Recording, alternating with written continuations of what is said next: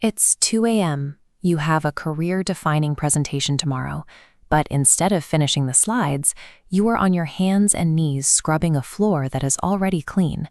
Or maybe you finally meet someone great. Things are going exceptionally well, and out of nowhere, you pick a petty fight over a text message. We call this self-sabotage. It leaves us feeling ashamed, irrational, and completely stuck in our own self-destructive loops. These actions are actually highly evolved, albeit desperate, attempts by your brain to keep you safe from perceived danger.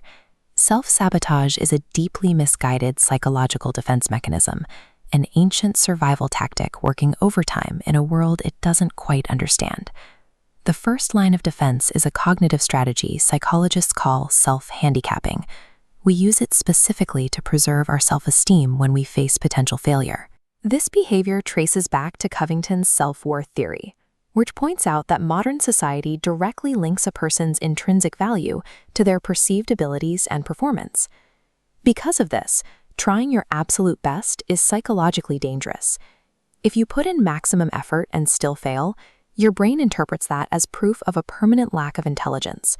To avoid that pain, you create a behavioral obstacle. If you stay out partying the night before an exam and fail, you have an external excuse ready to go. You were just tired. This strategy allows you to safely externalize your failures while simultaneously internalizing the successes. Because if you somehow pass the test anyway, you succeeded despite the hangover. That chronic procrastination is a preemptive strike designed to protect a fragile self-image from the sting of true failure. While fear of failure is common, there is a counterintuitive reality. We often fear visibility and success just as intensely. Our comfort zones are mapped out by early life experiences. If childhood taught you that excelling invited criticism or conditional love, your nervous system learned to associate achievement with a loss of safety. Psychodynamic theorists view these actions as a repetition compulsion. We are driven by unconscious conflicts to recreate the painful scenarios we already know because they feel predictable. Securing a major promotion or a healthy relationship threatens this internal map. It introduces unfamiliar responsibilities and higher external expectations that fall outside your established, safe baseline. Sabotaging a milestone is the brain's emergency brake, a misguided attempt to retreat toward the familiar and avoid the vulnerability of the unknown. These childhood patterns are compounded by evolutionary biology.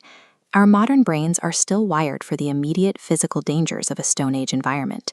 This mismatch creates a cognitive bias known as hyperbolic discounting. The brain vastly overvalues immediate rewards and almost entirely disregards future consequences. Behavioral economists point to this present bias, along with loss aversion, as the root of highly irrational, self-destructive human decisions. When you face an abstract modern stressor, like a looming presentation deadline, your ancient amygdala misinterprets that anxiety as a lethal, immediate physical threat.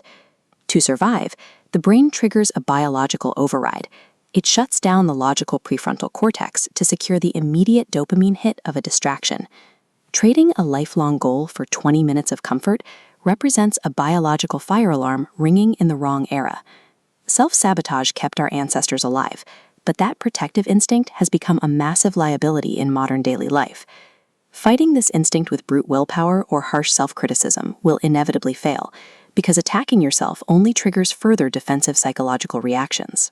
You break the cycle by cultivating gentle, real-time awareness in the exact moment the urge to withdraw or distract arises. When you feel that impulse, pause.